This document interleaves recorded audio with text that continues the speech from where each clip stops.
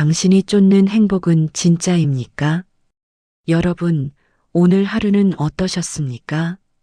혹시 오늘도 남보다 앞서기 위해 혹은 남들에게 뒤처지지 않기 위해 당신의 소중한 무언가를 깎아먹으며 달리고 있지는 않습니까?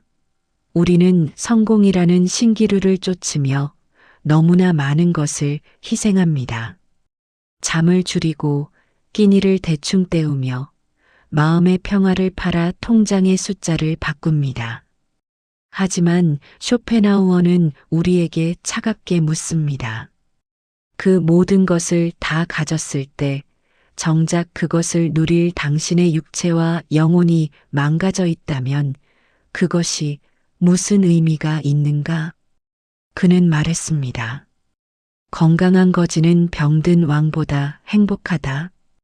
이 말은 단순한 위로가 아닙니다. 생의 의지를 실현하는 유일한 도구인 몸을 잃는 순간 우리가 쌓아 올린 모든 성취는 신기루처럼 사라진다는 준엄한 경고입니다. 오늘 우리는 쇼펜하우어가 남긴 실전 인생 지침서 중에서도 가장 핵심적인 세 가지 가르침을 깊이 파헤쳐 보려 합니다. 건강을 잃지 않는 지혜, 좌절을 인격의 걸음으로 삼는 용기, 그리고 남의 생각에 휘둘리지 않는 주체적인 사유의 힘입니다. 당신의 밤이 유독 시린 진짜 이유는 무엇일까요? 잠시 화면을 멈추고 자신의 손을 내려다 보십시오. 우리는 무엇을 주기 위해 이토록 애쓰며 살고 있습니까?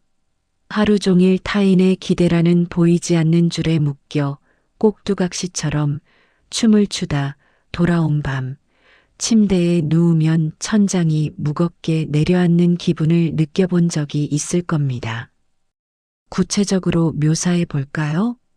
직장 상사의 가시돋친 농담에 억지 미소를 지었던 오후, 동창의 화려한 승진 소식에 진심 어린 축하 대신 가슴 한구석이 싸늘해졌던 순간, 혹은 수만 명의 팔로워를 거느린 인플루언서의 일상을 보며 나의 평범한 식탁이 초라해 보였던 그 찰나의 괴리감들. 우리는 끊임없이 남을 기준으로 나의 행복을 측정합니다. 쇼펜하우어는 이런 우리를 보며 혀를 찼을 것입니다. 당신은 왜 타인의 머릿속에 살고 있는가? 라고 말이죠. 우리는 마치 남들에게 보여주기 위한 화려한 무대 의상을 입고 인생이라는 연극을 치르느라 정작 그 옷 안에서 땀 흘리며 신음하는 진짜 나의 피부는 방치하고 있습니다. 오늘 우리가 나눌 이야기는 단순한 명언 모음집이 아닙니다. 쇼펜하우어가 인생이라는 혹독한 겨울을 건너기 위해 스스로 갈고 닦았던 날카로운 정신적 도구들입니다. 건강, 좌절, 그리고 사유. 이 세 가지를 통해 당신의 무너진 자존감을 재건하고 타인의 시선이라는 감옥에서 탈출하는 구체적인 항해 지도를 그려보겠습니다. 제1원칙. 건강은 행복의 절대적 전제다. 쇼펜하우어는 건강이 전부는 아니지만 건강 없이는 그 무엇도 존재할 수 없다고 했습니다. 이 문장을 현대적으로 해석하면 가장 멍청한 재테크는 몸을 팔아 돈을 사는 것이라는 뜻입니다. 어느 성공한 기업가의 몰락을 예로 들어볼까요? 주변을 보십시오. 40대에 억대 연봉을 받으며 승승장구하던 한 남자가 있습니다. 그는 성공을 위해 잠을 4시간으로 줄였고 스트레스를 풀기 위해 매일 밤 독한 술과 기름진 안주를 섭취했습니다. 그의 책상에는 각종 영양제와 각성제가 쌓여 있었죠. 마침내 그는 꿈에 그리던 고위직에 올랐습니다. 하지만 발령이 난 그 주에 그는 쓰러졌습니다. 이제 그가 가진 수십억의 자산은 자신의 병실료와 간병비로 흘러나갑니다. 그는 이제 금으로 만든 침대에 누워 있지만 그가 가장 바라는 것은 수억 원의 잔고가 아니라 통증 없이 숨 쉬는 일뿐입니다. 쇼펜하우어는 말합니다. 가장 어리석은 일은 다른 종류의 행복을 위해 건강을 희생하는 것이다. 여기서 다른 종류의 행복이란 명예, 지위, 재산, 심지어는 학문적 성취까지 포함합니다. 왜 우리는 이토록 당연한 진리를 망각할까요? 그것은 건강이 공기와 같기 때문입니다.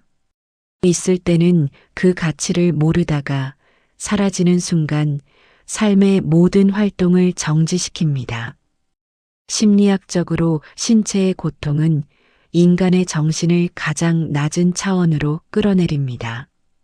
몸이 아플 때 당신은 칸트의 순수이성 비판을 읽을 수도 사랑하는 연인과 깊은 대화를 나눌 수도 없습니다. 오로지 아프다는 감각의 노예가 될 뿐입니다. 쇼펜하우어는 실천적인 조언을 던집니다. 매일 땀 흘려 운동하고 과식을 피하며 차가운 공기를 마시며 걷는 것. 이것이 그 어떤 명상보다 고귀한 철학적 행위라고 말입니다. 당신의 몸은 영혼을 담는 그릇입니다. 금이 간 그릇에 담긴 물은 아무리 맑아도 결국 다 새어나갑니다. 오늘 당신이 야근을 하며 들이킨 세 잔의 커피와 짧아진 수면 시간은 미래의 당신에게서 행복을 미리 가불에 쓰는 고금리 사채라는 사실을 명심하십시오. 제2원칙. 좌절은 인격을 버리는 대장장이의 망치다. 쇼펜하우어의 두 번째 일갈은 우리를 괴롭히는 시련에 대한 것입니다. 좌절을 경험한 적이 없는 사람은 인격이 완성될 수 없다. 그는 왜 이토록 가혹한 말을 했을까요? 태풍을 견디지 못한 온실 속 나무의 사례를 들어보겠습니다. 평생 부모의 과보 아래 실패 한 번 없이 명문대를 졸업하고 엘리트 코스만 밟아온 청년이 있습니다. 그는 자신이 세상의 중심이라 믿었습니다. 그러나 사회에 나와 처음으로 마주한 프로젝트의 실패, 그리고 믿었던 동료의 배신 앞에서 그는 완전히 무너져 내렸습니다. 그는 왜 다시 일어서지 못했을까요? 그의 내면에는 면역력이 없었기 때문입니다. 반면 어린 시절부터 수많은 거절과 가난, 실패를 겪어온 사람은 다릅니다. 그는 좌절이 닥쳤을 때 왜 나만 이래? 라고 절망하는 대신 아, 또 손님이 왔군. 어떻게 돌려보낼까? 라고 생각합니다. 쇼펜하우어의 철학에서 고통은 제거해야 할 종양이 아니라 생의 본질적인 속성입니다. 인생이라는 거친 바다에서 배가 뒤집히지 않으려면 배 밑바닥에 무거운 짐, 평형수가 있어야 합니다. 좌절과 고난은 바로 그 평형수 역할을 합니다. 너무 가벼운 인생은 작은 바람에도 전복되지만 고통을 견디며 단단해진 인격은 거대한 파도가 덮쳐와도 금세 중심을 잡습니다. 여러분, 지금 당신을 괴롭히는 그 실패가 당신의 끝이 아닙니다. 그것은 당신의 오만을 깎아내고 그 자리에 타인의 슬픔을 이해할 수 있는 공감과 어떤 상황에서도 평온을 유지할 수 있는 부동심을 심어주는 과정입니다. 쇼펜하우어는 말했습니다. 배가 평형수 없이 항해하면 곧 뒤집히듯 인간의 삶에도 적절한 고뇌와 결핍은 필수적이다. 좌절을 겪고 있는 지금 이 순간이야말로 당신이 비로소 진짜 어른으로 태어나는 성인식임을 잊지 마십시오. 제3원칙. 독서는 사유의 입구가 되어야지 감옥이 되어선 안 된다. 마지막으로 쇼펜하우어는 지적인 허영심에 빠진 이들에게 독서를 퍼붓습니다. 책을 읽는 것은 스스로 생각하는 대신 남의 머리로 생각하는 것이다. 구체적 사례로 박식한 멍청이들에 대한 얘기를 해보겠습니다. 지하철이나 카페에서 우리는 끊임없이 무언가를 읽고 봅니다. 하루에 수백 건의 뉴스를 소비하고 수십 권의 자기계발서를 섭렵하며 나는 지적이다라고 착각합니다. 하지만 그들에게 당신은 이 문제에 대해 어떻게 생각하십니까? 라고 물으면 대개는 유명한 유튜버가 그러는데, 그 책에서 그러는데, 라며 남의 말만 되풀이합니다. 쇼펜하우어는 이런 상태를 정신의 타락이라고 보았습니다. 독서는 훌륭한 자극제이지만 그것에만 의존하는 사람은 다리가 근육을 잃어 휠체어 없이는 걷지 못하는 환자와 같습니다. 진정한 사유는 독서가 멈춘 지점에서 시작됩니다. 그는 말했습니다. 독서는 정신의 음식일 뿐이다. 음식을 먹는 것보다 중요한 것은 그것을 소화하는 과정이다. 소화되지 않은 지식은 당신의 뇌에 쌓여 독소를 내뿜습니다. 지식이 많아질수록 오히려 자기 주관은 사라지고 남의 논리에 휘둘리는 박식한 멍청이가 되는 것입니다. 실천 방법은 명확합니다. 책 한 권을 읽었다면 그 책을 덮고 2배의 시간 동안 생각하십시오. 작가의 주장에 반박해 보기도 하고 내 삶의 구체적인 상황에 적용해 보기도 하십시오. 산책은 가장 좋은 사유의 도구입니다.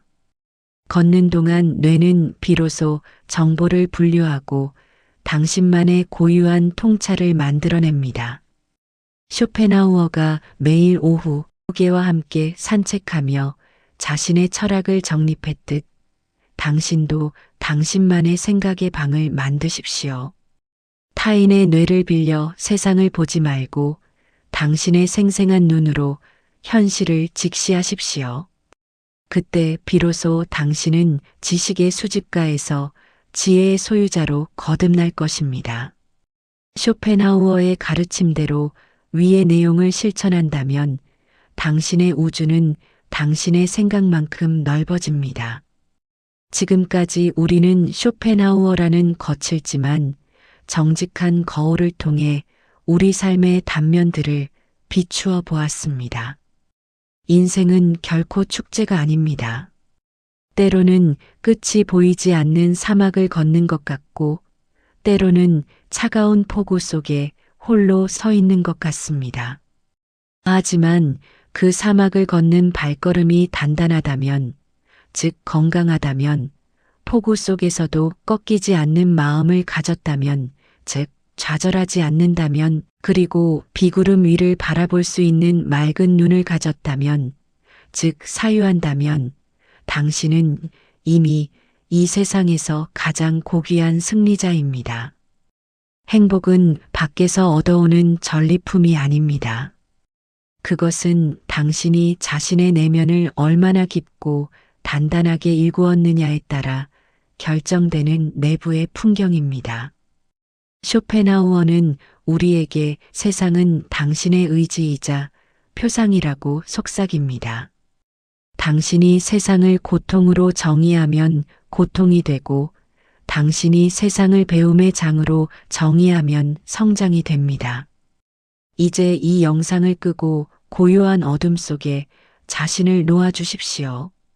그리고 오늘 우리가 나눈 이야기 중 단 한 문장이라도 당신의 심장에 남겨두십시오. 타인의 박수 소리에 목말라 하지 마십시오. 가장 위대한 관객은 바로 자기 자신입니다. 마지막으로 묻겠습니다. 당신은 타인이 설계한 천국에서 노예로 살겠습니까? 아니면 당신이 개척한 거친 황야에서 자유로운 주인으로 살겠습니까? 당신의 고독이 찬란한 지혜로 꽃피길 응원합니다. 구독과 좋아요는 저에게 큰 힘이 됩니다. 감사합니다.